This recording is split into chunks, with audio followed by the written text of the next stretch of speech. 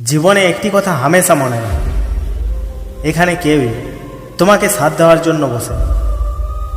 এই জন্য গন্তব্য যদি তোমার, তো সবার প্রথমে নিজেকে সাথ দিতে শেখো। নিজেকে সাথ দাও, নিজের গন্তব্যের দিকে চলো। যদি রাস্তায় বেরিয়ে পড়েছ, তো এখানে কারো কথায় ফারাক পড়া চলবে না। কেউ তোমার সম্পর্কে কি ভাবছে, কেউ তোমার সম্পর্কে কি বলছে, এটাতে তোমার কোনো ফারাক পড়া চলবে না। তোমার গোল, তোমার ডাইরেকশন হামেশা ক্লিয়ার হওয়া চাই।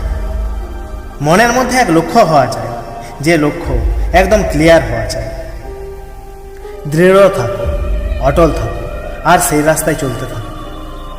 মহান মানুষরা বলেন যে কোনো স্বপ্ন বা কোনো গন্তব্য তখন পূরণ হয় না যখন তুমি তার সম্পর্কে ভাবো।